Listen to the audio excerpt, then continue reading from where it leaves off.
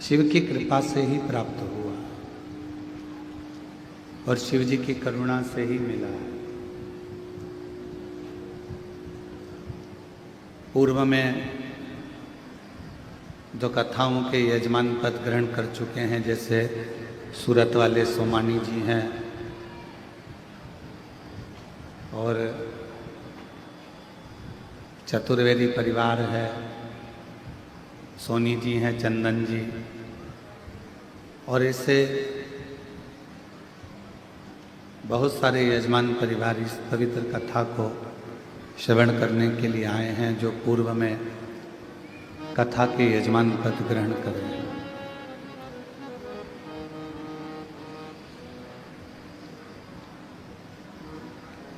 श्रावण के प्रारंभ होने पर ये पवित्र कथा आप जो श्रवण कर रहे हैं, ये हमारे जीवन में एक अलग सी ऊर्जा उत्पन्न करे।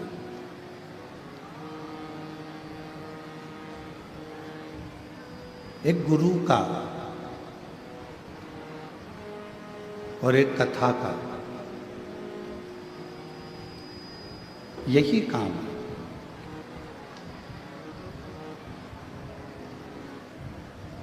गुरु का काम भी है अपने शिष्य को प्रेरणा देना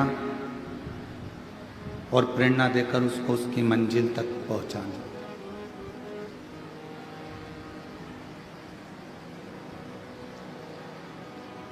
शिव महापुराण का भी यही कार्य है।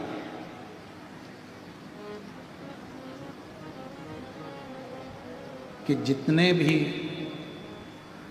शिव को मानने वाले हैं, भगवान शंकर की विरल भक्ति को जानने वाले हैं, शिव कथा को श्रवण करने वाले हैं, भगवान शंकर की पवित्र कथा का लाभ लेने वाले हैं, वो इस कथा के माध्यम से थोड़ी सी प्रेरणा लेकर भगवान शिव की शरणागति तक पहुँचे।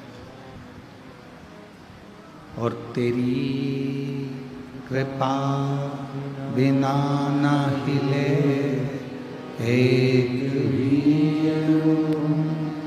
लेते हैं श्वास, तेरी कृपा से तनु तनु बखान क्या करूं मैं लाखों के ढेर का, चपटी भगवत में खजाना तू वेद का, हे गंगाधर मुक्ति द्वार ओमकार तू, भोले ओमकार तू, आयो शरण दिया शंभु तार तार तू।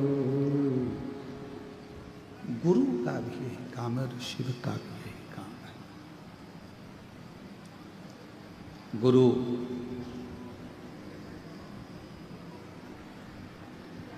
अपने शिष्य को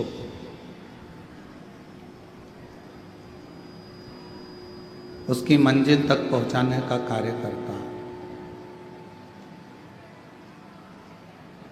शिव महापुराण की कथा अपने श्रोता को शिव जी के चरणों तक पहुंचाने का काम करती है। अब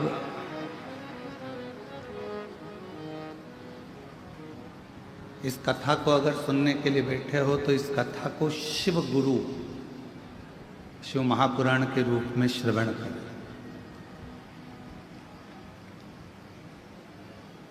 और आज कथा के पंडाल में बैठे हो, कंकर शंकर बाबा की धरा पर बैठे हो, तो ये मानकर बैठना कि अपने पिता के घर में भी बैठे हो और अपने गुरु के घर में भी बैठकर इस कथा का लाभ।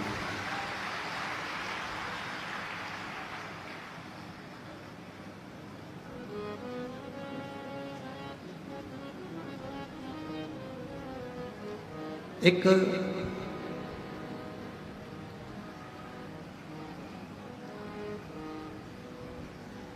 एक बार नंदी के मन में एक प्रश्न जागृत हो गया। जैसे देवराज नाम के ब्राह्मण के मन में प्रश्न आ गया था और नंदी पर बैठकर देवराज नाम का ब्राह्मण, उसके प्राण छूट चुके थे और वह नंदी पर बैठकर जा रहा था।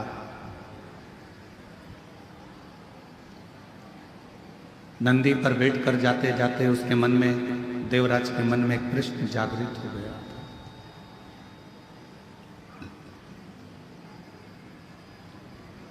देवराज ने कहा था कि मेरे जीवन में मैंने कभी सत्य नहीं बोला, मेरे जीवन में मैंने कोई पुण्य का कार्य नहीं करा।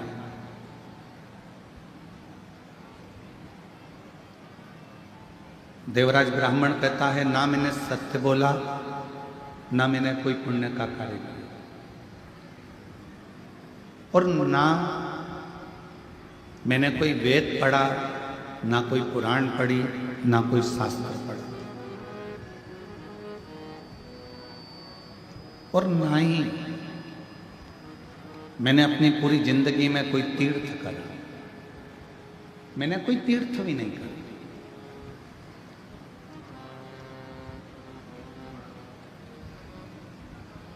ना मैंने दान करा, देवराज कहते हैं, ना मैंने पुण्य करा, ना मैंने कोई सत्कर्म करा, ना कोई मैंने वेद पढ़ा, ना शास्त्र पढ़ा, और ना ही मैं कभी कोई तीर्थ गया।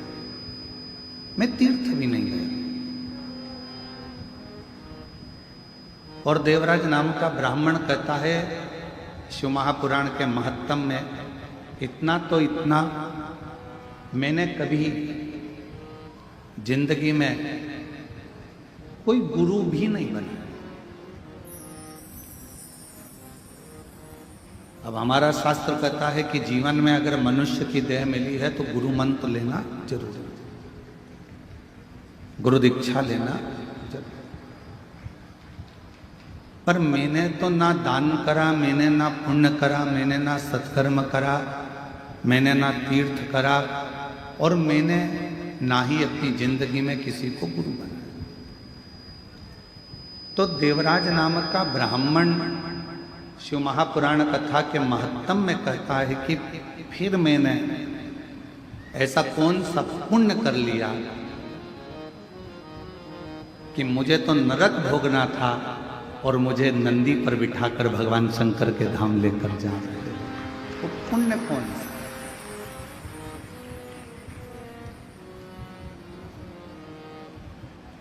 अब दुनिया के लोगों को लगता है कि ये शिव महापुराण के 24,000 श्लोक हैं,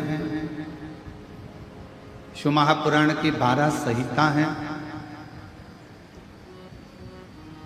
शिव महापुराण के करोड़ों करोड़ों शब्द हैं।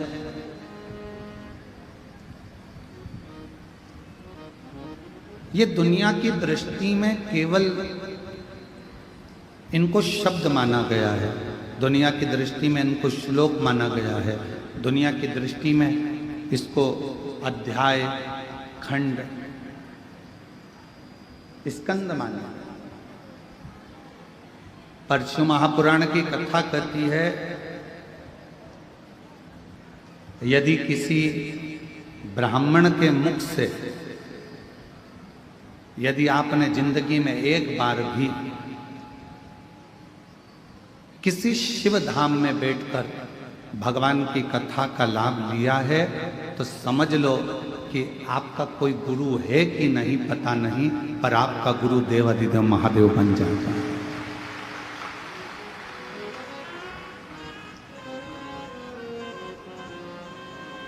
आपका गुरु शिव है। और मैंने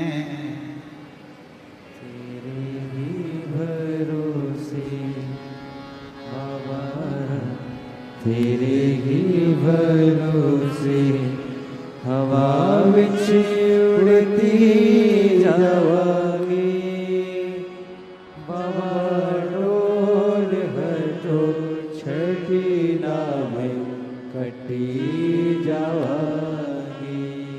भोले मैं तेरी बदन शंभु मैं तेरी बदन हवा विच उड़ती जावांगी बाबा डोर हरो छड़ी नाम कटी जावांगी भोले मैं तेरी पतंग शिव को गुरु माना। आपने भी अपनी जिंदगी में कभी शिव महापुराण की कथा को जब से आप सुन रहे हैं, धारण कर रहे हैं, शिव नाम, पंचाक्षर मंत्र नमः शिवाय, षडाक्षर मंत्र ओम नमः शिवाय या श्री शिवाय नमस्तुभ्यम का जाप कर रहे हैं। शिव महापुराण की कथा को यदि आप श्रवण कर रहे हैं तो ये मान कर रखना आपका कोई गुरु है नहीं है, पर आपने अपनी जिंदगी में एक गुरु बना लिया, वो शिव है, शंकर है, और वो निभाता है। जैसे शिव महापुराण की कथा सुनने के बाद, जल चढ़ाने के बाद, बेलपत्र चढ़ाने के बाद, भगवान की अविरल भक्ति धारण करने के बाद, भगवान शंकर के मंदिर जाने के बाद आप अगर भूल भी जाएं कि मैंने जल चढ़ाना, अगर तुमने बचपन में जल चढ़ाया, जवानी में भूल गए, जवानी में जल चढ़ाया, अधेड़ी में भूल गए, अधेड़ी में जल चढ़ाया, बुढ़ापे में भूल गए, मान लो आप अगर भगवान शंकर को जल चढ़ाने के बाद में भूल भी गए, पर देव अधिदेव महादेव आपके जल को नहीं भूलते।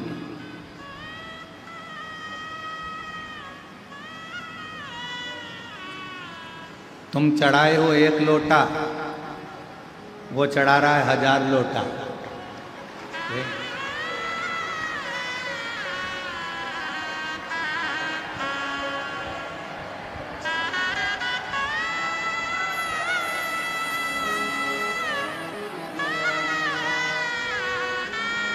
अब तुम खुद विचार करो, कथा चालू होने से पहले पानी था?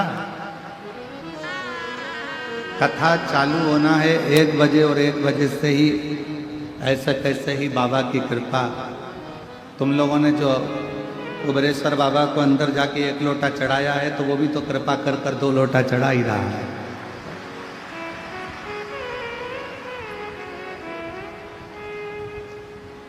और तेरी कृपा का क्या है भरोसा, कब किस पर हो जाए, जरा सी हम पर कर दो, जरा सी हम पर कर दो। तेरी कृपा का क्या है भरोसा, कब किस पर हो जाए, जरा सी हम पर कर दो, हो जरा सी हम पर कर दो। जिस पर भी हो गई तेरी कृपा करुणा, वो भव पार हुआ, भव पार हुआ। पापी हो चाहे जितना, उसका भी बाबा उद्धार हुआ, उद्धार हुआ। गिद्ध अजामिल गणिका जैसे तेरे मन को भार, जरा सी हम पर कर दो, ओ जरा सी हम पर कर दो। आप भी बोलो, तेरी कृपा का कब किस पर हो जाए, जरा सी हम पर कर दो, जरा सी हम पर कर दो। कोई भरोसा नहीं। शिव गुरु कब, कैसे, कहाँ कृपा करता है, वो ही जान सकता। शिव गुरु कब करुणा करेगा, कैसे कृपा करेगा, कहाँ कृपा करेगा, ये वही जान सकता। और फिर निवेदन करें,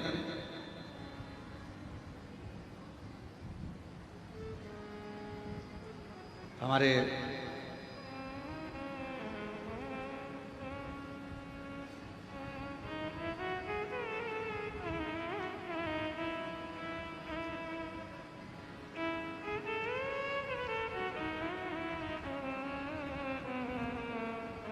बीटा अम्बाला वाले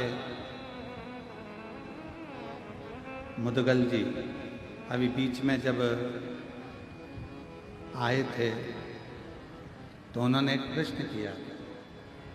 मुदगल जी, आपका वो प्रश्न हमको स्मरण में है कि शिवजी स्वप्न में हर कभी आ जाते हैं।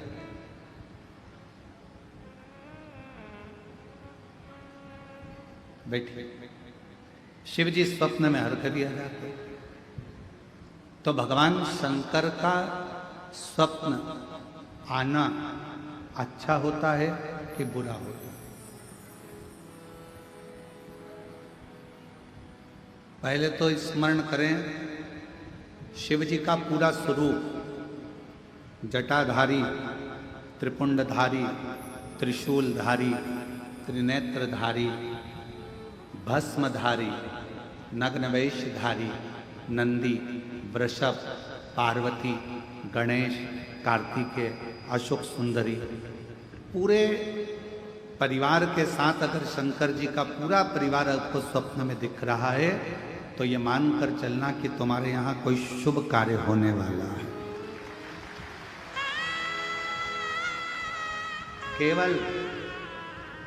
केवल और केवल भगवान शंकर त्रिशूल लेकर, त्रिपुंड लगा है, जटाजूड़ बांधे हुए हैं, भस्म रमी हुई है, मृगछाला पहने हुए हैं, बागंबरधारी है, रुद्राक्ष की माला है, चेहरे पर मुस्कुराहट है, अकेले शिव त्रिशूल के साथ नजर आ रहे हैं तो समझना कोई संकट आने वाला था, उसको टालने के लिए मेरा शंकर तुम्हारे स्वप्न में आकर खड़ा। और यदि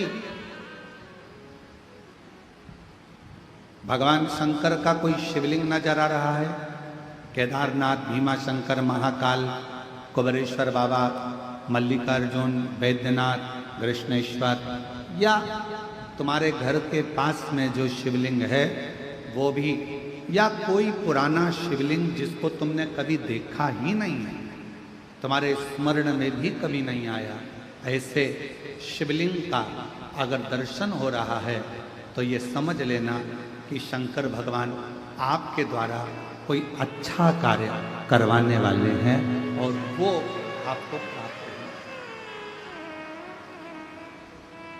वो प्राप्त होगा।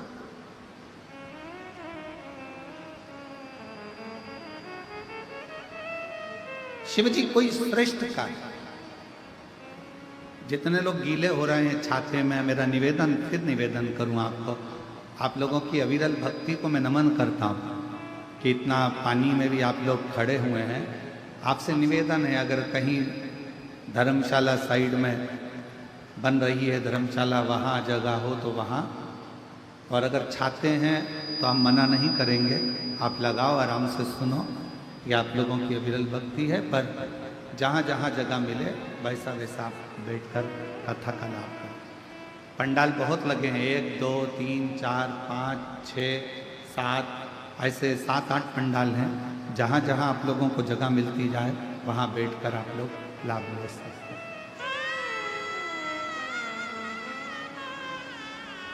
शिव कथा कर रहे हैं।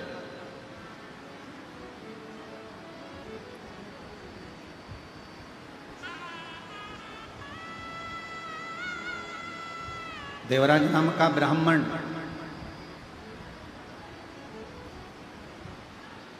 और उस देवराज नाम के ब्राह्मण का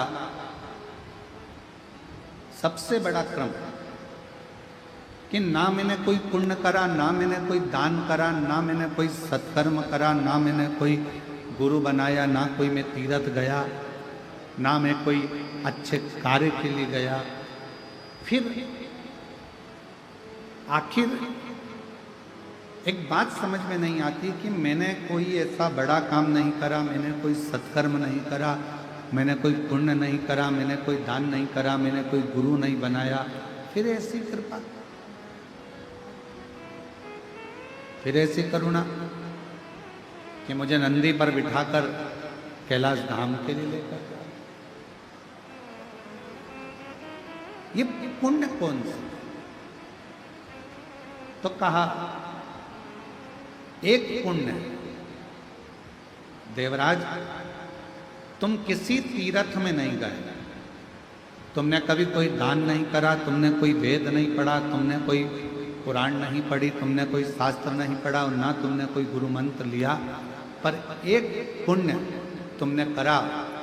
पहला पुण्य था शंकर भगवान के मंदिर तक पहुंच जाना। शिव महापुराण की कथा कहती है, जो शिव के मंदिर तक पहुंच जाता है, समझ लो वो सारे तीर्थ कर लेता है। पूर्ण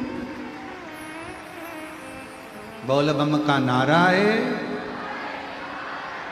सारी समस्या का हल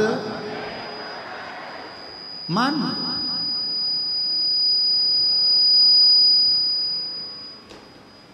यदि कोई शिव मंदिर तक पहुंच गया तो समझ लो उसने सारे तीर्थ कर लिए। और मान लो देवराज नाम के ब्राह्मण से स्वयं नंदी कर,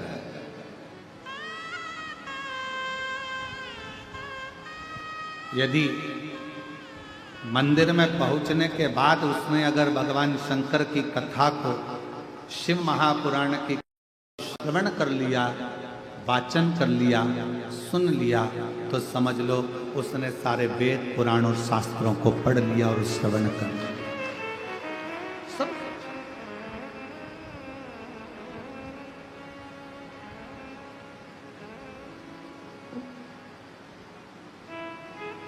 उसने श्रवण भी कर लिया, पढ़ भी लिया। और एक बात और स्मरण करो, मान लो उसने कोई गुरु दीक्षा, कोई गुरु मंत्र नहीं लिया, शिव महापुराण की कथा में पहुंचकर, शिवालय में पहुंचकर भगवान शंकर का पंचाक्षर मंत्र नमः शिवाय, षडाक्षर मंत्र ओम नमः शिवाय, श्री शिवाय नमस्तुभ्यम अगर धारण कर लिया तो समझ लो शिव ने ही उसको गुरु मंत्र भी प्रदान कर दिया। शिव ने, भगवान शंकर ने।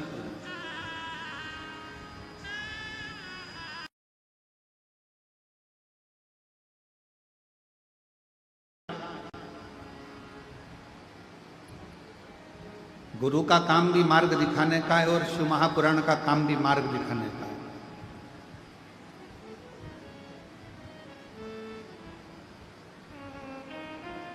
और ये पुराण 24,000 श्लोक, 12 खंड, 12 संहिताएं,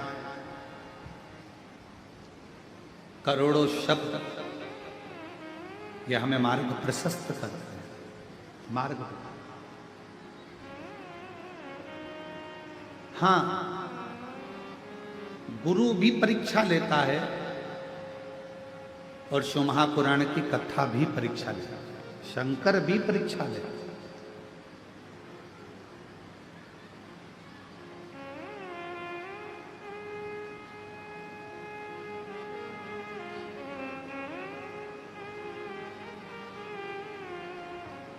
गुरु का काम है वो भी कभी कभी परीक्षा ले लेता है। एक गुरु जी अपने चेले को, बहुत सारे चेले बैठे थे, शिष्योहन बैठे थे, और गुरु जी ने उनको अपने भाव से कहना प्रारंभ करा कि अपना कार्य खुद को करना चाहिए, किसी दूसरे पर आश्रित नहीं रहना चाहिए। जो स्वयं का काम है वो स्वयं करो, दूसरे पर आश्रित मत रहो। ये गुरु जी प्रवचन में कर रहे। और फिर गुरु जी ने कहा, 3 ऐसे हैं जिनका कार्य स्वयं का मानकर किया जाता है। पहले नंबर पर माता, दूसरे नंबर पर पिता और तीसरे नंबर पर गुरु। माँ का अगर कोई काम है, माँ ने कहा कि मेरा ये काम कर दे, तो माँ का वो काम माता का नहीं है। अगर बेटे से कहा गया है तो वो काम बेटे का।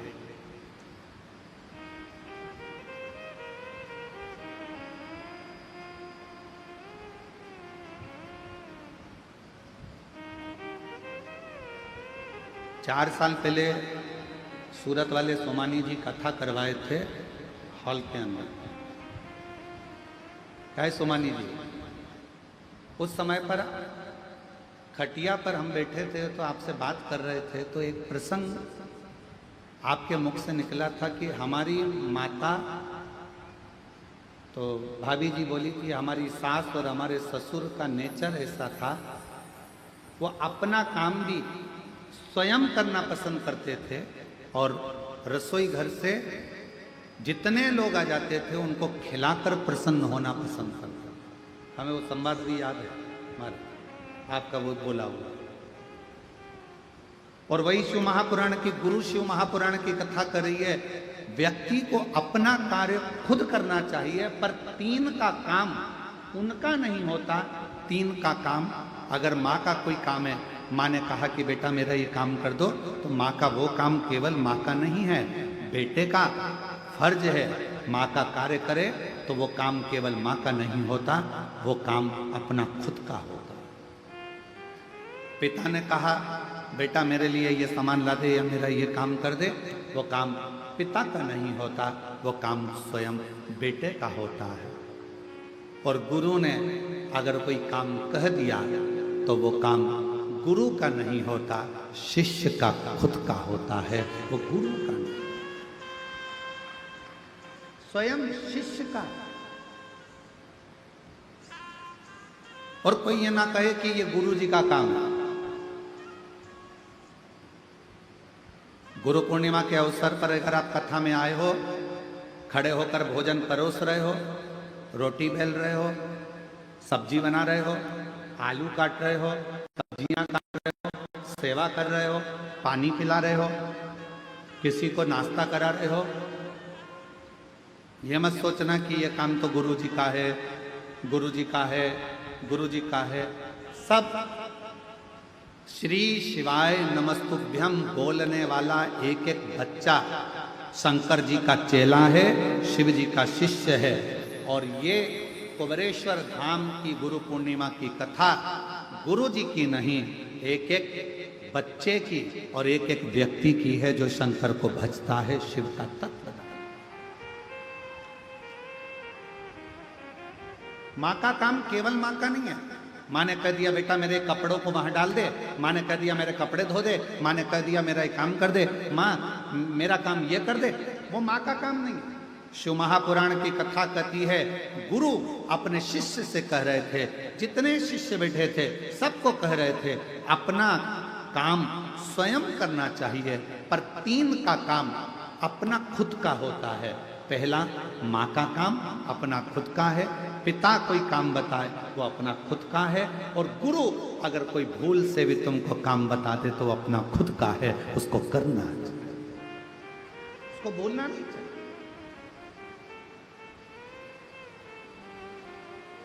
स्वयं करें।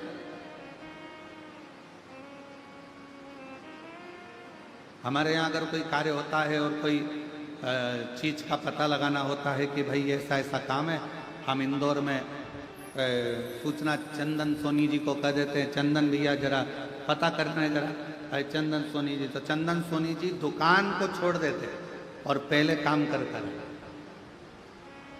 पहले फोन लगाएंगे, बात करेंगे, ये करेंगे वो करेंगे, और पहले मालूम करेंगे कि हाँ ये कार्य है, इसको फोन सूचना मिल जाए कि बस धाम से कि ये काम है।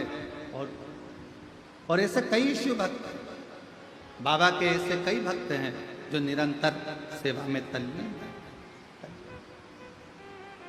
तो शिव पुराण कह रहे हैं, माता का काम अपना है, पिता का काम अपना है, गुरु का काम अपना, स्वयं का काम स्वयं को करना चाहिए। ये गुरुजी प्रवचन में कह रहे थे।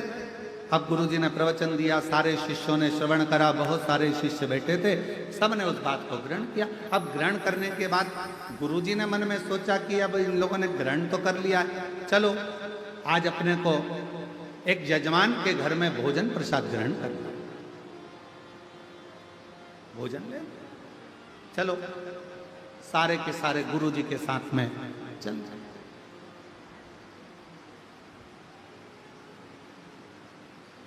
ओम नमः शिवाय।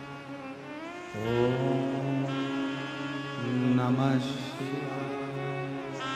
ओम नमः शिवाय। ओम नमः शिवाय। गुरु जी चले, चेले पीछे पीछे चले, सब मंत्र जाप करते करते जा रहे। अब गुरु जी ने प्रवचन दिया था अपना कार्य अपने को करना चाहिए। चलते चलते एक बड़ा सा गटर आ गया, नाला, और बड़ा सा गटर आया, नाला आया, और गुरु जी उस सारे चेले नाले को, गटर को लांग गए। गुरु जी भी लांग रहे थे। लांगते से ही उनके पांव की जो चप्पल थी, खड़ाऊ थी, वो गटर में, नाले में गिरी। हर हर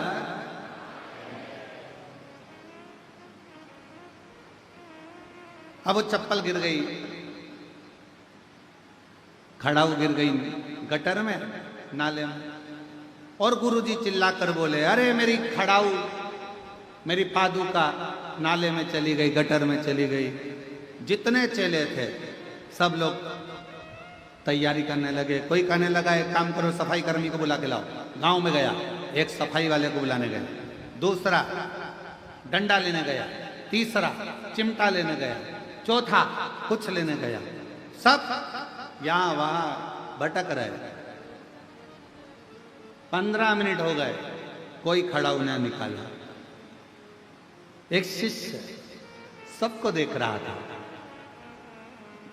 गुरुजी को प्रणाम करा, गटर में उसने सोया, गटर में हाथ डाला, खड़ाऊ को निकालने लगा, पर खड़ाऊ उसके हाथ में नहीं। खड़ाऊ उसके हाथ में नहीं, पादुका उसके हाथ में नहीं। अब जब खड़ाऊ उसके हाथ में नहीं आई, पादुका नहीं आई, उसने अपने तन का वस्त्र उतार कर गुरुजी को दिया और गटर में कूद गया, नाले में कूद गया।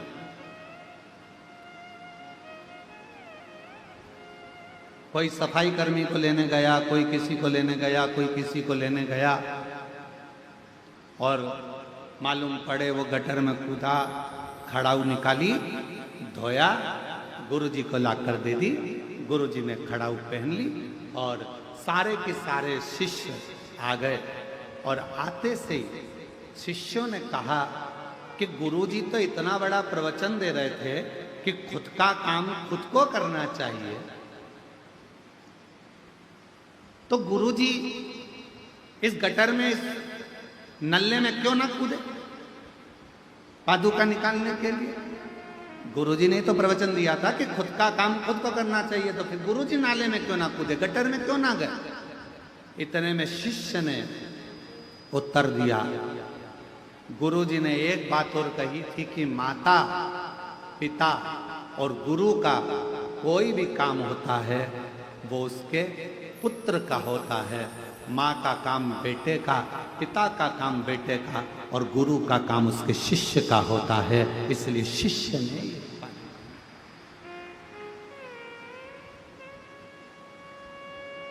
चल दिया, फिर चल दिया। ओम नमः शिवाय। ओम नमः शिवाय। ओम नमः शिवाय। ओम नमः शिवाय। फिर चल।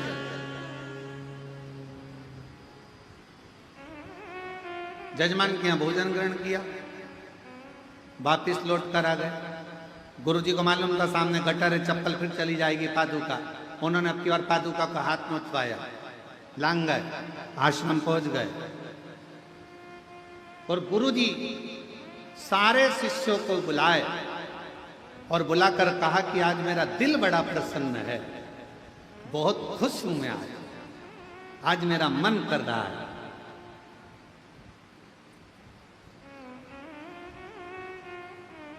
जिस शिष्य ने गटर में से मेरी पादुका निकाली है, मेरा मन करता है आज मैं उसे कुछ दूं। सारे चेले सुन्न हो गए। बताओ, अपने को क्या मालूम था, अपन निकाल देते, अपने को कुछ मिल जाता। सारे चेले बड़े। आज मेरा मन कर रहा है कि मैं गटर में से इसने मेरी पादुका निकाली है, मैं कुछ दूं।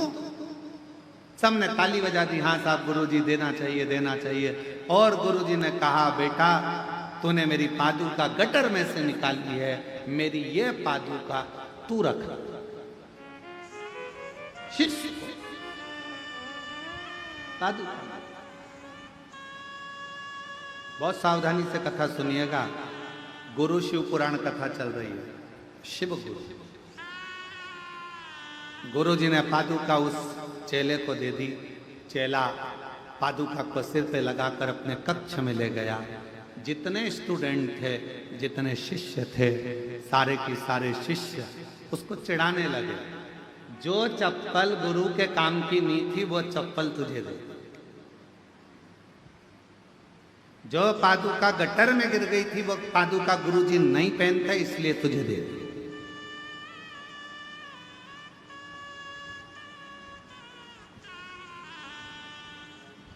कई लोगों के मन में एक भ्रम चलता। हम अपने गुरुजी के पास गए, गुरुजी ने अपना एक शाल लिया, हमारे को उड़ा दिया। हमें ऐसा लगता है वो गुरुजी का शाल किसी काम का नहीं था ना, इसलिए फिर ही रखा था तो उन्होंने उड़ा दिया।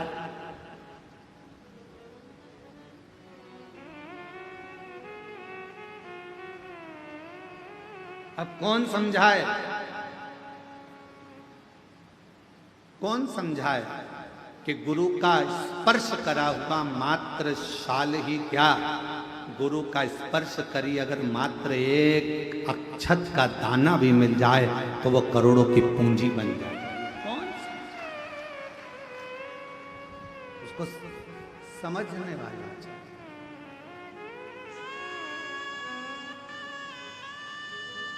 और मैंने तेरे ही भरोसे बाबा, तेरे ही भरोसे हवा बिच उड़ती जवानी बाबा डोर छड़ीना में कटी जवानी।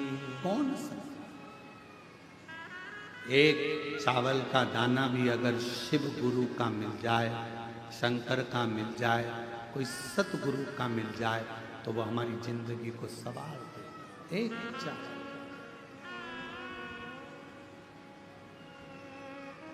अब लोगों की दृष्टि में क्या है, फालतू का साल पड़ा होगा, गुरुजी ने उठा के दे दिया।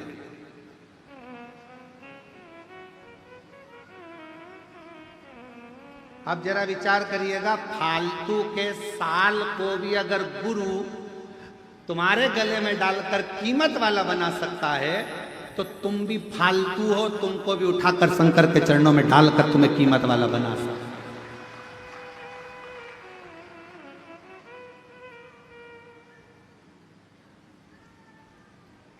तुम भी ये सोचो ना कि हम भी, हो सकता है कि हमारे जीवन में ना जाने कितना पाप कर्म किया हो, कितना गलत कर्म किया हो, क्या क्या करा हो, हम भी अपने जीवन में हो सकता है ऐसे कि हमारी मंजिल तक नहीं पहुंच पा रहे, हम भी फालतू होंगे उस समय पर। हमारे पास में भी कोई कार्य नहीं होगा तो हमारा गुरु, कोई शिव गुरु ऐसा मिलेगा कि हमको भी परमात्मा की शरणागति तक, शुभ कार्य तक पहुंचा सके, अच्छी जगह तक पहुंचा सके।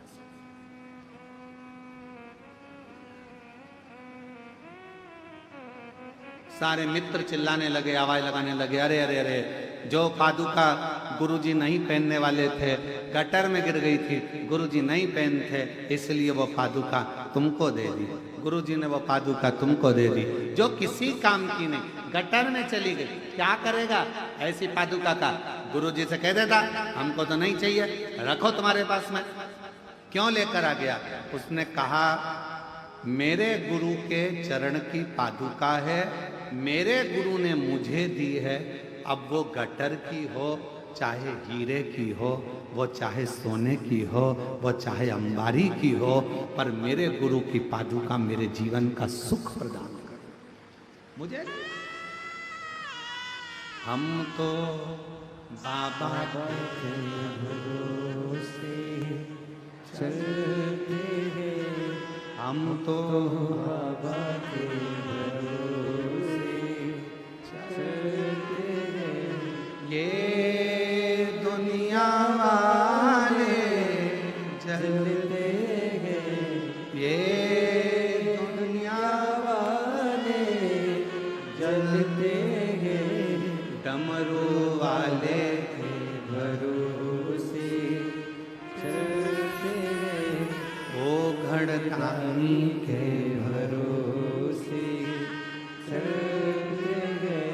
सिंहोर वाले के भरोसे चलते हैं सिंहोर वाले के भरोसे चलते हैं। काशी वाले के भरोसे चलते हैं। डमरू वाले के भरोसे चलते हैं। हम उसके आश्रित।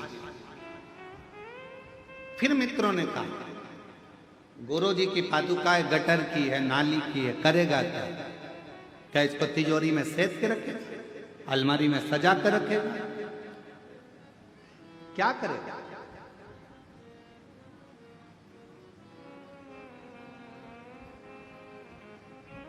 और शिव पुराण कहती है बाबा तेरे चरणों की गर धूल जो मिल जाए, सच कहता हूं मेरे कुबरेश्वर बाबा मेरी जिंदगी सवर जाए। सच कहते हैं तेरी करुणा दिन रात बरसती है।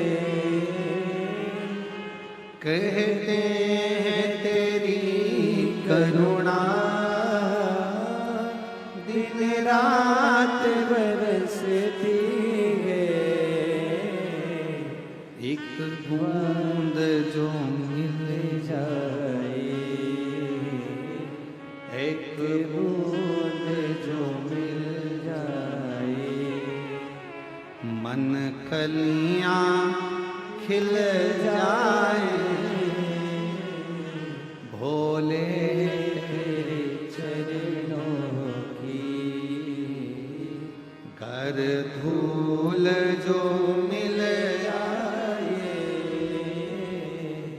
बाबा तेरे चरणों की घर धूल जो मिल जाए।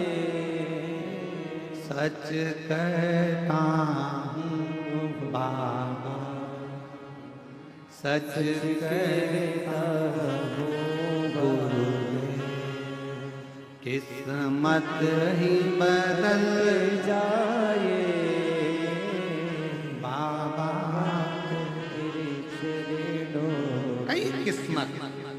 यहाँ तो पादुका की बात करते हो। शिष्य ने कहा मेरे गुरु ने मुझे दी, भले गटर की है नाली की है, कैसे कैसे?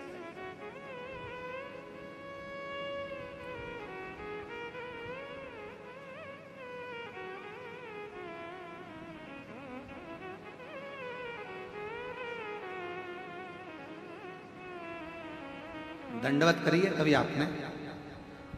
जम के बोलो जरा। भगवान के सामने दंडवत करिए, प्रणाम कराए। आवाज नहीं आई, बोलो तो ठीक है। अब भगवान के सामने दंडवत करना है तो पहले तुम जगह देखोगे कि यहाँ गंदा हो रहा है, वहां थोड़ा सा कीचड़ है, थोड़ा सा फिर उधर से फिर दंडवत करो। करा ऐसा नहीं। क्यों? क्योंकि शास्त्र कहता है नर कपड़न से डरत है और नरक पड़न से ना। आज कपड़ों से डर लग रहा है कि मैं दंडवत करूंगा तो मेरा कपड़ा गंदा हो जाएगा। शिव पुराण की कथा कहती है दंडवत करने में कपड़ा भले गंदा हो जाता है पर मन उजला हो जाता है। दंडवत करने में कपड़ा गंदा होगा चलेगा, पर मन गंदा नहीं होना चाहिए। दंडवत करी कपड़ा, हम विचार करते हैं, यहां करूंगा गंदगी है, वहां करूंगा गंदगी है, वहां करूंगा।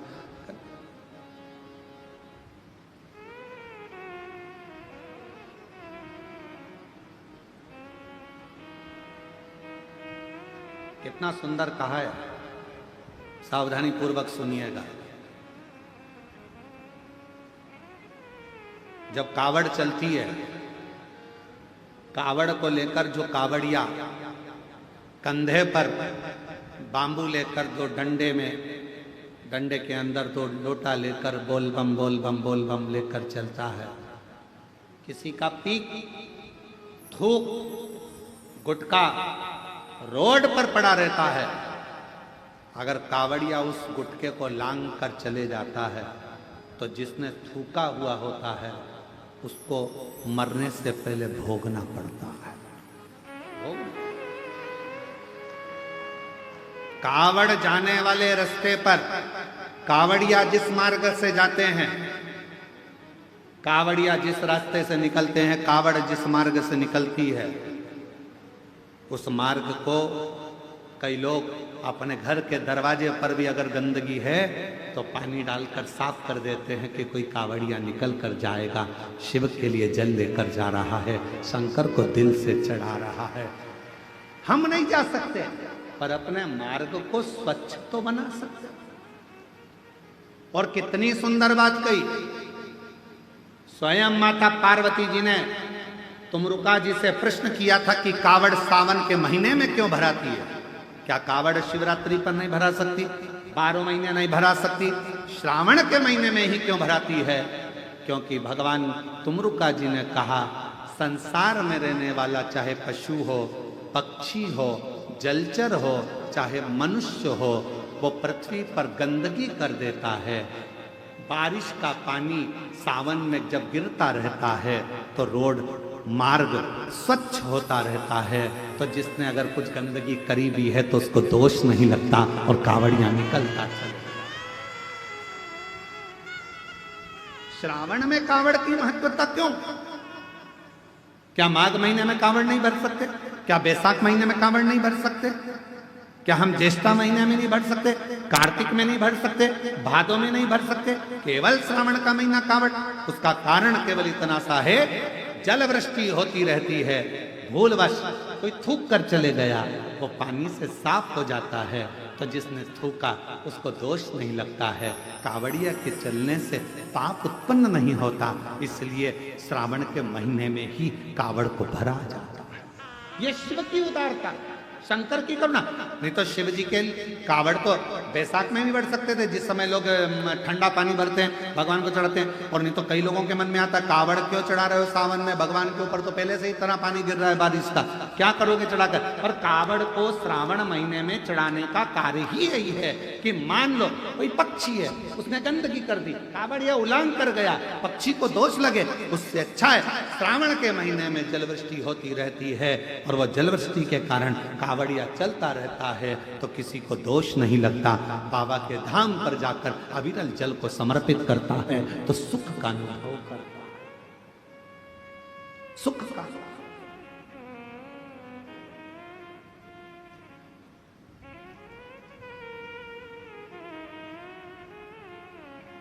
सारी समस्या का हल सावन में। बस तो फिर तैयारी करो बोलने की, सारी समस्या का हल। अरे फिर बोल गए 1 लोटा, सावन में 2 लोटा, सारी समस्या का हल 2 लोटा जल सावन।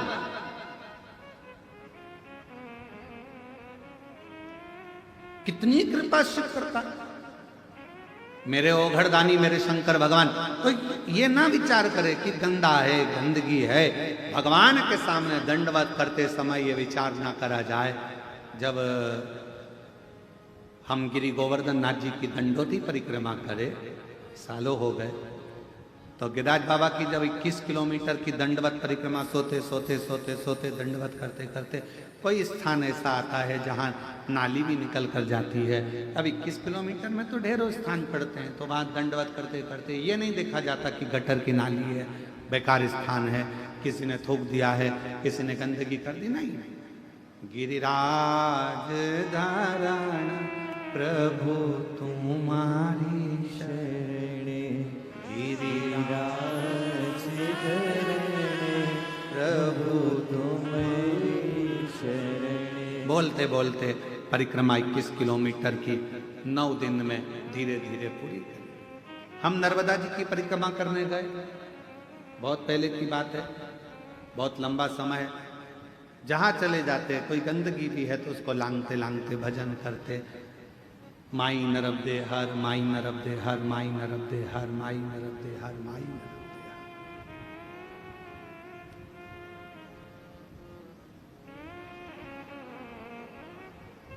तदीय पाद पंकजम नमामि देवी, माई नर्मदे हर, माई नर्मदे हर, बोलते बोलते चले।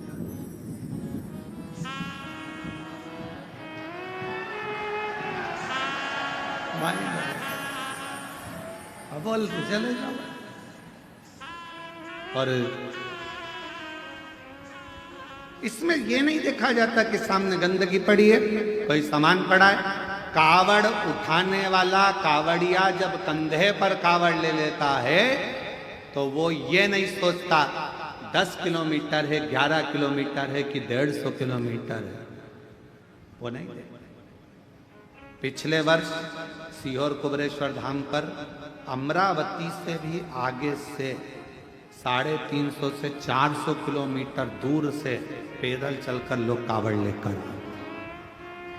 और अभी फिर आ रहे। इस वर्ष सागर, मध्य प्रदेश के सागर से आगे नर्मदा जी है, लगभग वहां से पड़ेगा यहाँ तक 322 किलोमीटर दूर से लोग पैदल चलकर कावड़ लेकर आ रहे।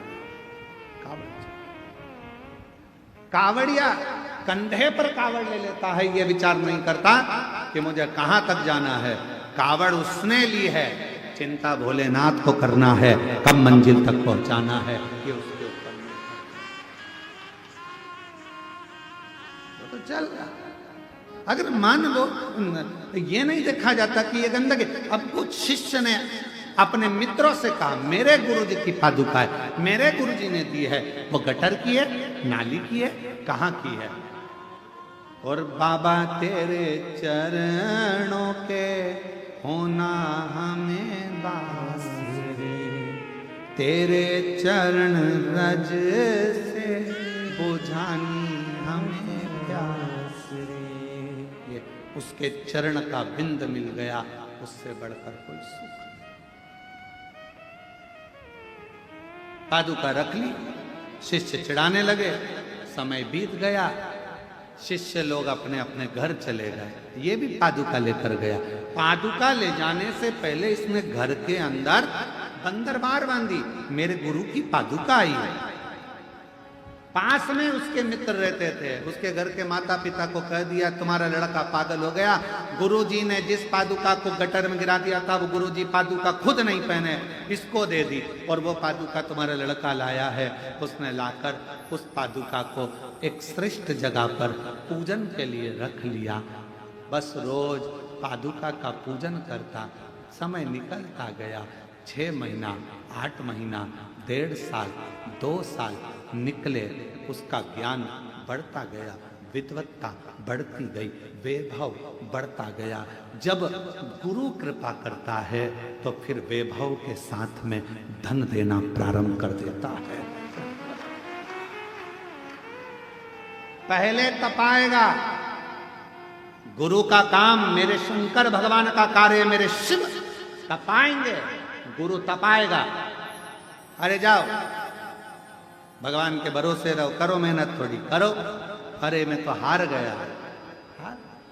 इतना सुंदर कहा है रामकृष्ण परमहंस जी ने स्वामी विवेकानंद जी को जब हारते हुए देखा। रामकृष्ण परमहंस जी ने जब स्वामी विवेकानंद को देखा कि इसका हृदय थोड़ा कछोट रहा है, थोड़ा टूट रहा है, अंदर से स्वामी विवेकानंद जी थोड़े से टूटते हुए दिखे तो गुरु ने सोचा कि ये टूटे ना। रामकृष्ण परमहंस जी स्वामी विवेकानंद जी का हाथ पकड़कर समुद्र के तट पर ले गए और रामकृष्ण परमहंस जी ने समुद्र के तट पर स्वामी विवेकानंद जी को बिठाया। थोड़ी देर में एक मछुआरा मछली पकड़कर जाल लेकर आया, बहुत सारी मछली। गुरु जी ने कहा, देखो स्वामी विवेकानंद, इसमें 3 तरह की मछली है। पहली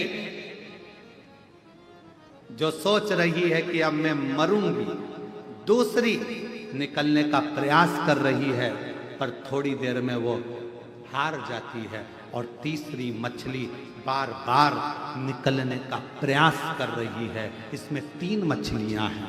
बोलो स्वामी विवेकानंद, इनमें से कौन सी मछली जाल में से निकल जाएगी, बताओ। स्वामी विवेकानंद जी ने कहा, गुरुदेव, वो तीसरे नंबर की मछली जो बार बार निकलने का प्रयास कर रही है, वो एक ना एक बार जाल में से निकल जाएगी। स्वामी विवेकानंद जी से रामकृष्ण परमहंस ने कहा, मनुष्य के जीवन में भी 3 पड़ाव आते हैं। दुख के समय में पहले नंबर की मछली की तरह मनुष्य होता है, हिम्मत हार जाता है, मेरा ये काम नहीं होगा, मेरा दुख कभी समाप्त नहीं होगा, मेरी तकलीफ नहीं मिटेगी, मुझे लगता है भगवान ने मेरी किस्मत में औलाद दी नहीं, मुझे ऐसा लगता है भगवान ने मेरी किस्मत में दुख ही दुख दिया है। हिम्मत हार कर बैठ जाता है, वो पहले नंबर की मछली है। दूसरे नंबर का स्वामी विवेकानंद, ये दूसरे नंबर की मछली वो है जो एक मनुष्य हिम्मत करता है, मैं आगे बढ़ूंगा, मैं आगे बढ़ूंगा, पर थोड़ी सी दूर चलने के बाद फिर लोग कह देते तेरा काम नहीं होगा, मुश्किल है, हिम्मत हार कर बैठ जाता है। थोड़ा तो बढ़ता है, फिर हिम्मत हार कर बैठ जाता है। ये दूसरे नंबर की मछली है। और तीसरे नंबर की मछली वो होती है, एक बार हिम्मत हारी, फिर बढ़ूंगी, फिर बढ़ूंगी, फिर बढ़ूंगी, मरते दम तक बढ़ने का प्रयास करूंगी तो एक न एक दिन चाल से निकल जाऊंगी। दुख आया, तकलीफ आई, कष्ट आया, थोड़ा प्रयास करना। स्वामी विवेकानंद जी को 3 मछली से भगवान रामकृष्ण परमहंस जी ने अपने शिष्य को ज्ञान उपदेश दे दिया था कि तीसरे नंबर की मछली प्रयास करती रहती है तो मंजिल तक पहुंच जरूर जाती है। आप अपना प्रयास करते रहना, हिम्मत हारने वाले हो। सेकंड नंबर के जो लोग होते हैं, दूसरे नंबर की मछली जो होती है, लोगों ने कुछ कहा, हिम्मत हार गए, किसी ने ताना दिया, हिम्मत हार गए, किसी ने कुछ कहा, हिम्मत हार गए। कहने लगे कहने वाले, आग लगे बस्ती में, अपन रहो मस्ती में। किसी ने निंदा कर दी, बुराई कर दी, मन दुख गया, आज के बाद मैं ये काम नहीं करूंगा, आज के बाद ऐसा करूंगा ही नहीं। अरे अभी थोड़ा करा है, आगे चलकर 4 गुना और करो, क्योंकि तुम्हें हिम्मत नहीं, तुम्हें हिम्मत नहीं आ रहा है। निंदा करने वाला निंदा करेगा, बुराई करने वाला बुराई करेगा, अपशब्द कहने वाला अपशब्द लिखेगा सोशल मीडिया में, अन्य जगह पर। उसका काम केवल एक है, तुम्हारे भीतर के विल पावर को तोड़ना, तुम्हारे भीतर के विश्वास को तोड़ना, तुम्हारे भीतर के विल पावर को, तुम्हारी मजबूती को तोड़ने के लिए लोग दिन भर सोशल मीडिया हो, अपशब्द लिखने से बाज नहीं आते और अपशब्द बोलने से बाज नहीं आते, पर भीतर से मजबूत रहना कि तुम शंकर के शिष्य हो, टूटने वाले नहीं। भीतर से मजबूत रहना, तुम टूटने वाले नहीं। ये मेरे शंकर का एक शब्द अपने भीतर उतार कर रखना कि 3 मछलियां रामकृष्ण परमहंस जी ने स्वामी विवेकानंद जी को दिखाई थी। पहली जो हिम्मत हार गई, मर गई, दूसरी आगे बढ़ी, फिर ठंडी होकर बैठ गई, और तीसरी बार बार प्रयास करती रही। 1 बार नहीं होगा, 2 बार नहीं होगा, 3 बार नहीं होगा। ये 11 जजमान बने हैं। 11 ही जजमान खड़े हो तो जरा, 11 जजमान खड़े हो गए। ये 11 जजमान बने। अब इनसे कोई पूछा जाए कि तुम जजमान पद लेने के लिए प्रयासरत थे? ये 11 जजमान कई बार सोच चुके, हम जजमान बनेंगे, हम जजमान बनेंगे, हम जजमान बनेंगे, और आज बाबा ने यहाँ कुबेरेश्वर धाम में यजमान बनाकर बिठा दिया। बैठिए, प्रणाम करता हूं। आज बाबा कुबेर भंडारी ने, विराजिए, बैठ बैठ, कुबेर भंडारी ने यजमान पद ग्रहण कराकर बिठा दिया। आपने हिम्मत हार ली, भगवान हमें तो दे ही नहीं रहा, भगवान हम पर तो कृपा कर ही नहीं रहा। करो, अपना कर्म, अपनी मेहनत, अपनी लगन और शंकर पर किया गया भरोसा एक दिन तुम्हें भी यजमान बनाकर बिठाएगा, ये निश्चित है। हिम्मत नहीं हार।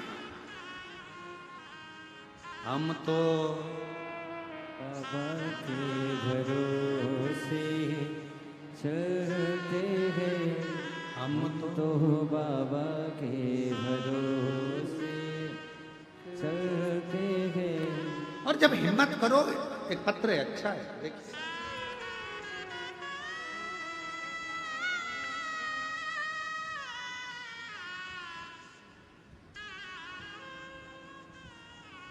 ज्योति मिश्रा,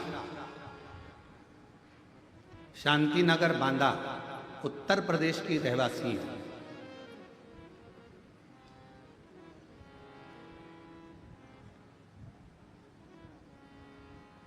गुरु पूर्णिमा से कार्य किया जा रहा है। चैनल पर मोबाइल नंबर नहीं दिखाया जाएगा। जो जजमान का पत्र रहेगा उसका मोबाइल नंबर चैनल पर नहीं दिखाया जाएगा। उसका कारण है, मोबाइल नंबर चैनल से कई लोग निकाल लेते हैं और बाद में उन जिनका पत्र है उनको कुछ बोलते हैं, तो इसलिए मोबाइल नंबर दिखाना आज से बंद किया जा रहा है कि चैनल पर पत्र का मोबाइल नंबर नहीं दिखाया जाएगा। ज्योति मिश्रा, शांतिनगर बांदा, उत्तर प्रदेश।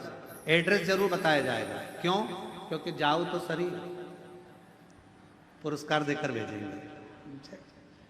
ज्योति मिश्रा, शांतिनगर बांदा, उत्तर प्रदेश से, और कहीं बैठी हो तो अवश्य आ सकते हैं। गुरुजी, एक लोटे जल का मैं क्या वर्णन करूं, मेरे पास शब्द बयान करने के लिए नहीं है। 2022 से कथा सुन रही हूँ। एलईडी पर कथा चल रही है, पत्र चल रहा है, एलईडी पर चल रहा है, आस्था चैनल पे भी चल रहा है। 2022 से कथा सुन रही हूँ। बहू को एक पुत्री थी, उसके बाद में कोई संतान का सुख नहीं आया। डॉक्टरों ने खूब, हमने इलाज भी कराया पर कोई योग नहीं। 12 साल निकल गए बेटी के होने के बाद, पर कोई ऐसे दिन निकलते गए। तब किसी के कहने पर सफेद आंकड़े की जड़ का उपयोग करा, पशुपतिनाथ का व्रत किया और मेरी बहू बाबा की कृपा से 12 साल के बाद पुत्र रत्न की प्राप्ति हुई। ये शिव की कृपा से। गुरुदेव, ये तो एक छोटी सी बात है, पर सबसे बड़ी बात यह है कि मेरे पेट में एक गांठ हो गई थी, जिस गांठ को बच्चेदानी में डॉक्टर ने हर कुछ बोला, पर बाबा पे भरोसा कर कर रुद्राक्ष का जल और बेलपत्र खाना प्रारंभ करा तो आज बाबा की कृपा से मेरी गांठ गल गई। डॉक्टर ने भी कह दिया तुम्हें कोई बीमारी नहीं है। शिव की कृपा से हम प्रणाम करने के लिए। एक पत्र और अच्छा है, देखिए।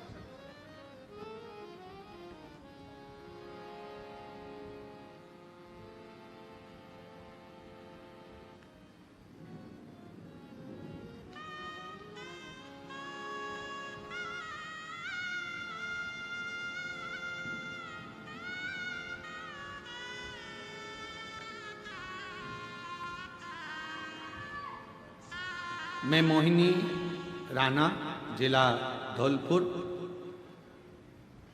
राजस्थान की रहने वाली हूँ। मेरा नंबर 2024 में आंगनवाड़ी का फार्म भरा था। कुछ दिनों के बाद उन्होंने फार्म में कोई गलती निकाली, फिर फार्म भरा, फिर कोई गलती निकाली। 2024 का रुद्राक्ष महोत्सव फरवरी में अपने कुबरेश्वर बाबा सीहोर लेकर आए और बाबा से विनती कर कर गई।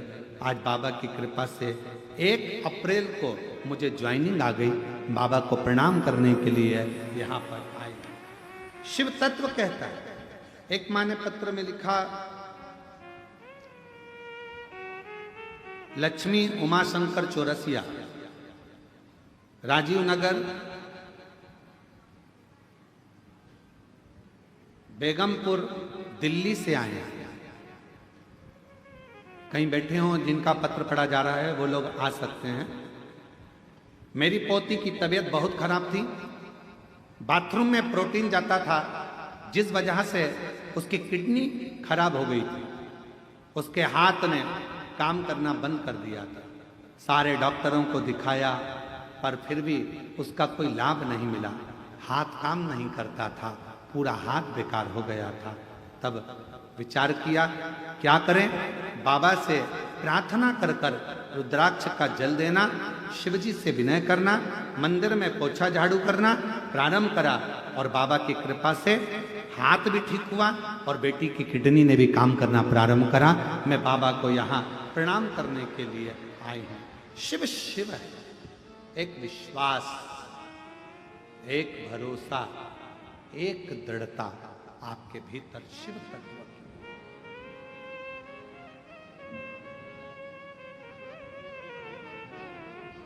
एक दृढ़ता अपने भीतर। और शंभु शरणे पड़ी मांगू घड़ी रे दुख काटो दया करी निदर्शन आपो शंभु शरणे पड़ी मांगू घड़ी रे घड़ी दुख काटो दया करी निदर्शन आपो। आप शिव पर कितने आश्रित। भगवान की भक्ति में यह नहीं देखा जाता कि कहां गंदगी देखने का काम शिव महापुराण की कथा नहीं सिखाती। शिव महापुराण की कथा तो यह कहती है कि शिवालय में अगर बाबा के धाम में अगर पहुंचे हो और एक लोटा जल चढ़ाने के लिए भी जा रहे हो तो वहां गंदगी देखने के लिए मत जाना। शिवालय में जाना तो बाबा की उस धाम की सुंदरता, उसकी अच्छाइयाँ, उसकी श्रेष्ठता देखने के लिए श्रेष्ठता।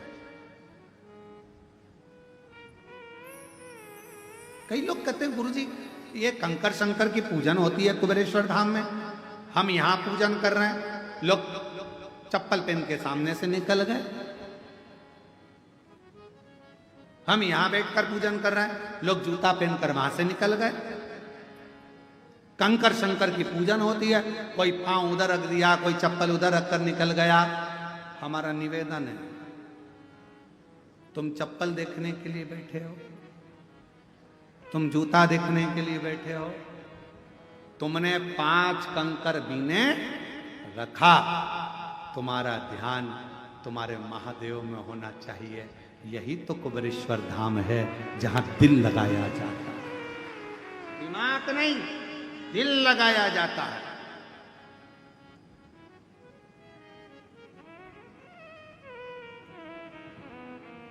प्रेम प्यार दिल से होता है कि दिमाग से होता है? जम के बोलो जरा। 1 2 3 4 5 6 7 8 जितने पंडाल के बैठे हो सब बोलो, काय से होता है? दिल से। दिमाग से प्यार होता तो सोच लेते, पर आज के जमाने का जो संबंध होता है वो दिमाग से होता है। लड़के वालों के 2 पेट्रोल पंप है, 3 है, ऐसा है, धन है, वैभव है, सत्ता है। पर पहले के समय में ये पेट्रोल पंप, गाड़ी, बंगला नहीं देखते थे। पहले के समय में देखते थे कि जिसके घर में संबंध हो रहा है वो कितना दिल वाला है, उसका हृदय कैसा है, परिवार कैसा है, कुटुंब कैसा है, रिश्ता कैसा है, ये नहीं देखा। आज के जमाने में तो लोग संबंध भी करते हैं तो ये सोच कर करते हैं, कितना कितना करने का, कितना प्यार भी लोग करते हैं तो ये सोच लेते हैं ये मोबाइल में बैलेंस डलवाएगा कि नहीं डलवाएगा। और अगर मालूम पड़े थोड़ा सा बैलेंस मोबाइल में नहीं डाला या लैपटॉप नहीं दिलाया या कुछ भी नहीं दिलाया तो ब्रेक, हम तो बोले ही नहीं, आवाज वहां से आ रही है, ब्रेक का हम तो बोले ही नहीं है, वही से आवाज आ गई। सब चतुर हो गए, वो सब होशियार, उसी समय तुरंत कर दिया, ब्रेक, संबंध नहीं रखना, खत्म कर। उसने स्विच ऑफ करा, मोबाइल पटका।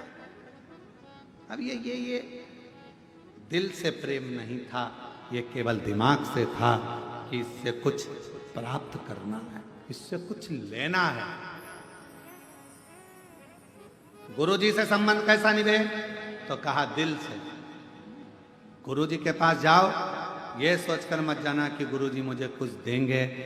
यहां तक कहा गुरुजी अगर आपको सम्मान भी ना दें तो भी गुरु गुरु है, समझ कर देगा सम्मान भी, और कभी कभी नहीं भी देगा।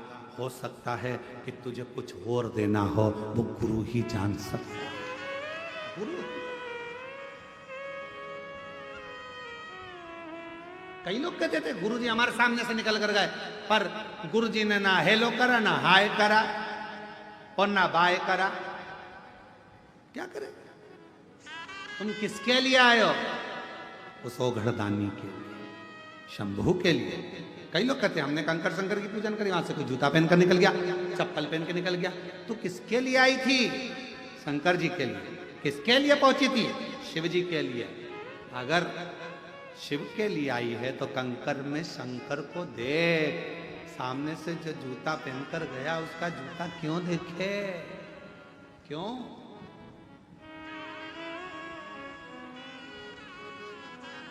कितना सुंदर कहा है, जब प्यार हो जाता है, प्रेम हो जाता है, तो चांद में भी सूरत नजर आती है। उसी तरह जब प्रेम हो जाए तो कंकर में भी शंकर नजर आता है।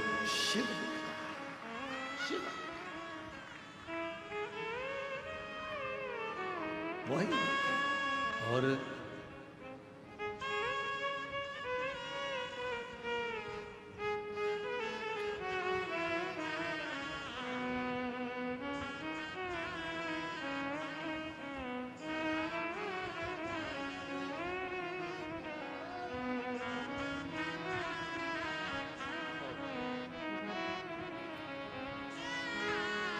संभव प्रणाम करो बाबा, प्रणाम।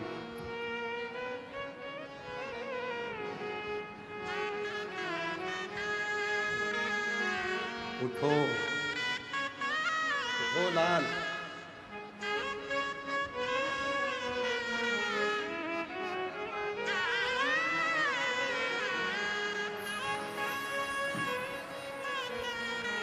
इसने सिद्ध कर दिया है कि दो की गोदी में नींद अच्छी आती है, एक माँ की और एक गुरु की। चैन से सो, बैठा है संभालो, सब बोलते हैं।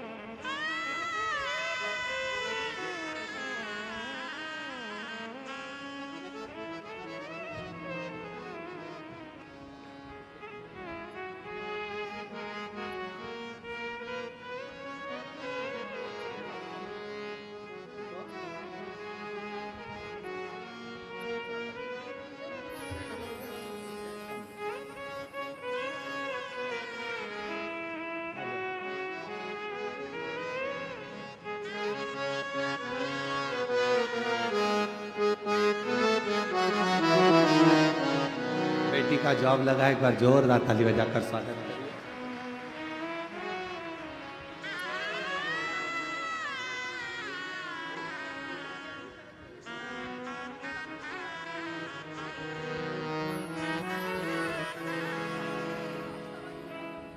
दीदी बोल रही हैं इतनी बीमार थी 3 साल से, एक भी दवाई खाने का बाबा ने मौका नहीं दिया, मैं पूर्ण स्वस्थ हो गई।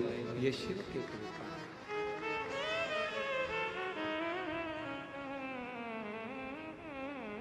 और तेरे डमरू की धुन सुन के मैं काशी नगरी आई हूँ। तेरे डमरू की धुन सुन के मैं काशी नगरी आई हूँ। तेरे डमरू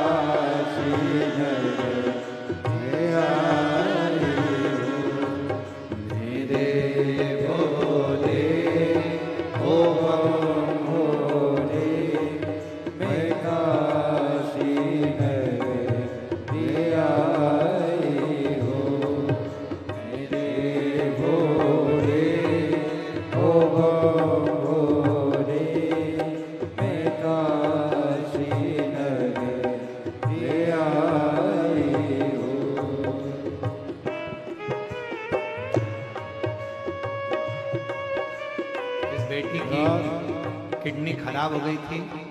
डॉक्टर ने पूर्ण तरह से किडनी को डैमेज बता दिया था। अब पूर्ण तरह से स्वस्थ है। एक बार जोरदार ताली बजाओ बेटी, पूर्ण तरह से।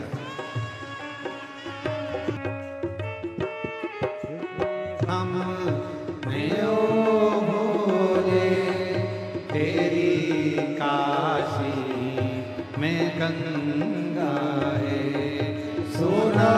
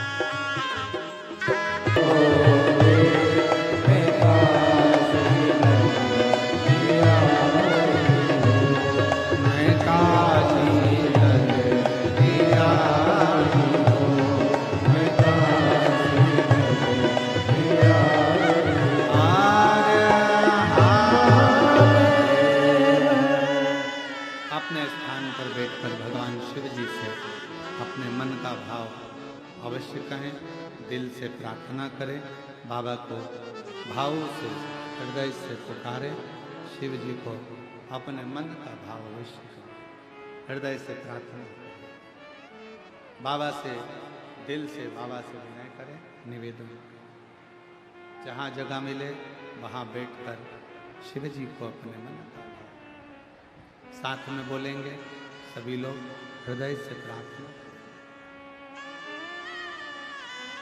जहाँ भी जगह मिले वहाँ बैठ जाएं और प्रार्थना करें, विनय करें।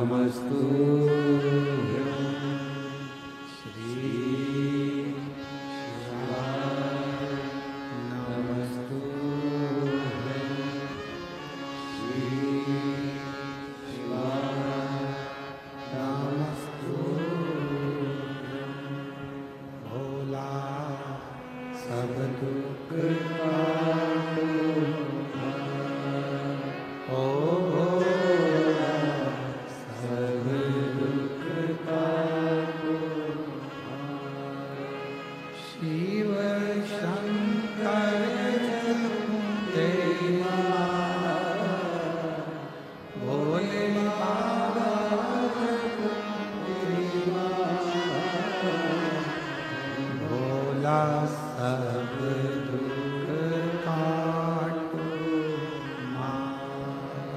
ओ भोला सब दुख काटो मार। वेश है मंगलकारी, वेश है मंगलकारी। शमशान वासी हमारा, शमशान वासी हमारा। ओ भोला सब दुख काटो मार। ओ भोला सब दुख काटो मार।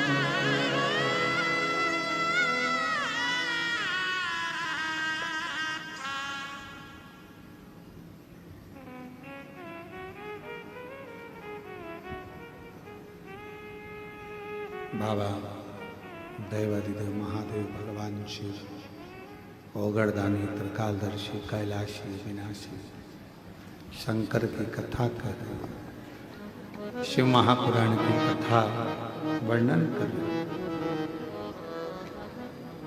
प्रयास करो, विफल हो गए फिर प्रयास करो, फिर विफल हो गए फिर प्रयास करो। प्रयास करने वाला कभी हारना नहीं चाहिए। अपनी मेहनत अपनी लगन से आप कर्म करते रहिए, उसका फल आपको मिलेगा।